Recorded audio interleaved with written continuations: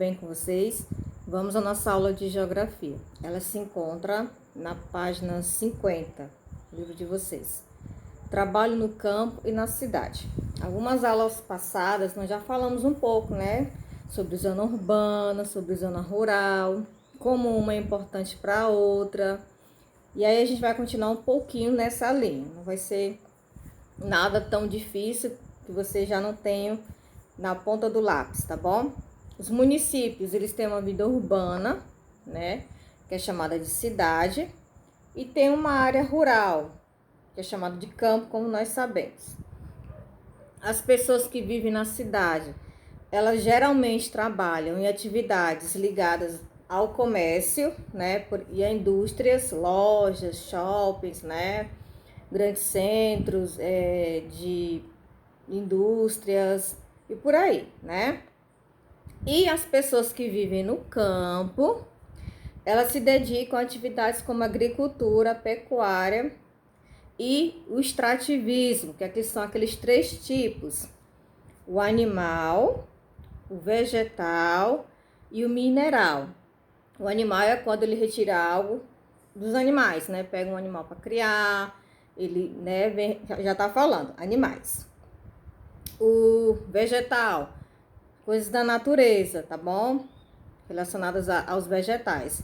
E o mineral é o que é encontrado no solo, tá? A cidade, ela tem uma sede, que é chamada de município, no caso aqui, nosso, né, Floriano. As atividades no campo e na cidade dependem uma das outras, como nós já falamos em algumas aulas passadas, tá? No campo, por exemplo, é necessário que eles tenham conhecimento, né, de instrumentos e máquinas para que eles possam produzir mais, tá? Na maioria das vezes, esses instrumentos e essas máquinas, eles vão comprar onde? Na cidade, já que lá as indústrias fabricam, né, o que eles precisam, tá? Na cidade, né, os produtos que são usados na indústria, na maioria deles, são produzidos no campo, como as frutas, as verduras e etc. Então, uma complementa a outra, né?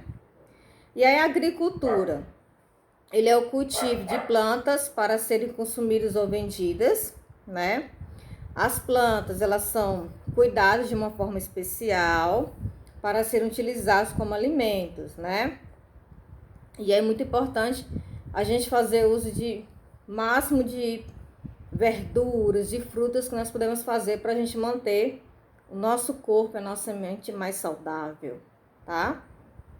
E aí, os nutrientes que são obtidos, retirados por meio da decomposição da matéria orgânica no solo, que formam o que eles chamam de humus, né? O que é isso, professor? Vamos lá. Aqui no livro de vocês, no primeiro quadradinho verde, eu vou explicar para vocês, tá? Vamos lá. Decomposição. Produz o humus. Ocorre porque a superfície do solo e tudo que tem nela, restos de plantas, animais, são, né, desgastados pela ação da água, temperatura, o calor ou frio, chuva, vento e seres vivos que neles vivem. Essa ação, né, faz com que esses materiais sejam quebrados em pedaços menores e esses pedacinhos eles começam a infiltrar no solo e traz nutriente para as plantas, certo? Quando os seres vivos também se decompõem, ou seja, quando tem um animal que morre, se juntam as partículas, né? Então forma-se o humus, né? Esse humus ele torna o solo fértil, tá? Aí, na página 51, existem algumas formas diferentes de cultivar as plantas. Aí vamos ver alguns aqui no livro de vocês.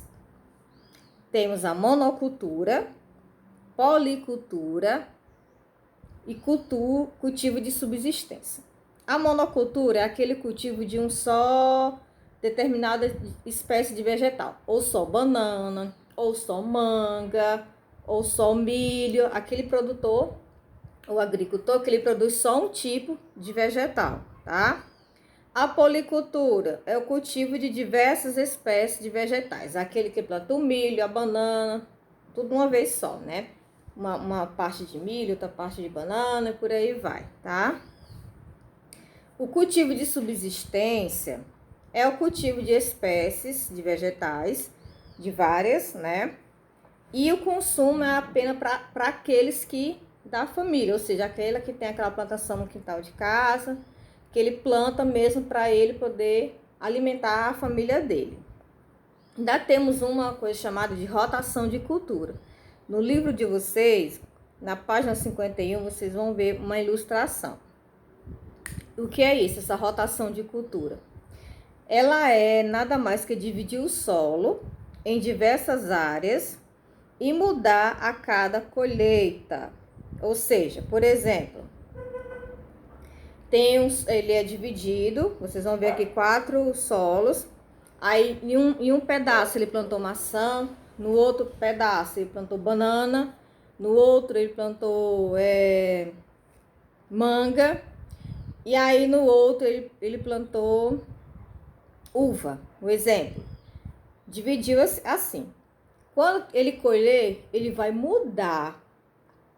Onde era banana fica uva, onde era maçã fica outra coisa, tá? Então é isso, essa rotação de cultura.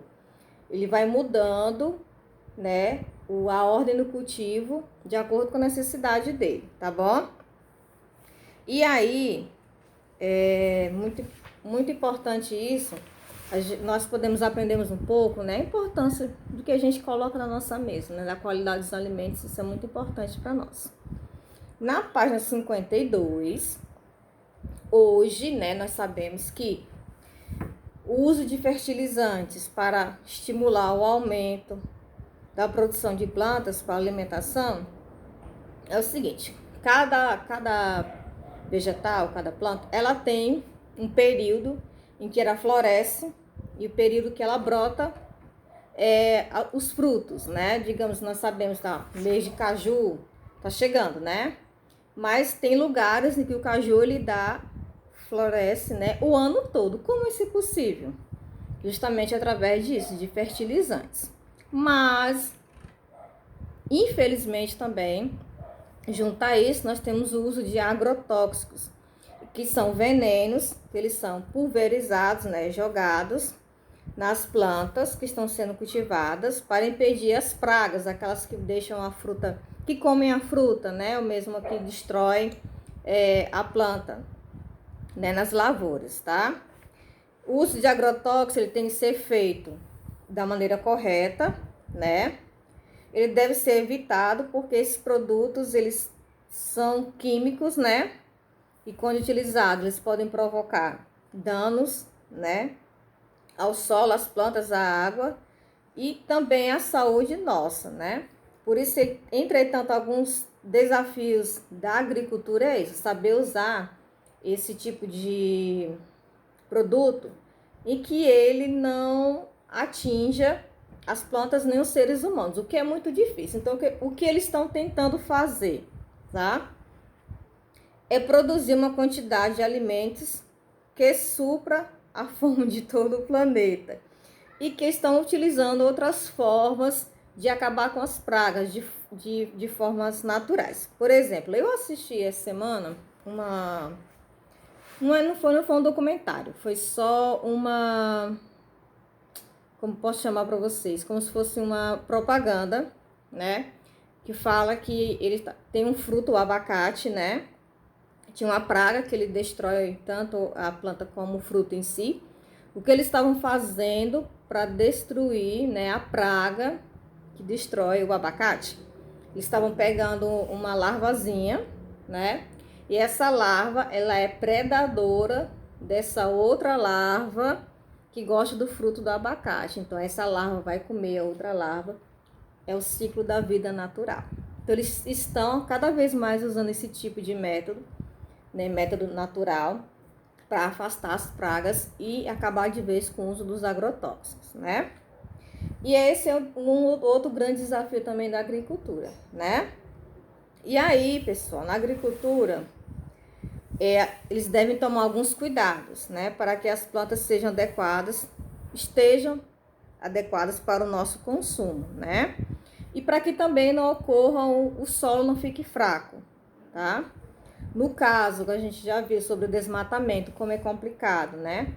Exploração de madeira, tem muitas indústrias que tiram um pouco da madeira e já vão replantando para que elas possam, daqui a uns anos, fazer de novo. Porque a gente sabe, de onde a gente sempre corta, de onde a gente tira e não coloca, acaba, né? E nós não podemos fazer isso, porque nós precisamos desses recursos do planeta para sobreviver. Sem eles, nós não vamos sobreviver, né? E alguns cuidados que devem ser tomados na agricultura, né? O uso de sementes sadias, né? Conhecer e respeitar o período correto do cultivo da colheita, aquilo que eu falei, cada planta tem sua estação. Se a gente puder respeitar elas, não é necessário utilizar produtos para que ela possa crescer fora da época, né? Não provocar o desgaste do solo com queimadas. Utilizar adubos orgânicos, aqueles adubos naturais. Fazer o uso adequado da água e aproveitar o solo por meio de técnicas modernas de cultivo, aquela que não destrói o solo. E aí, pessoal, nosso assunto é esse, né? Um assunto bom, vocês já viram, a gente já viu um pouco sobre campo e cidade, vimos um pouco agora sobre como eu trabalho no campo especificamente. A atividade de vocês está na página 54 até a 58, certo? 55, 56, 57 e 58, tá? Começa na 54, ok? Respondam, não esqueçam de colocar, quando mandarem para mim, o nome e o número de vocês, por favor, tá? Então, até mais, pessoal.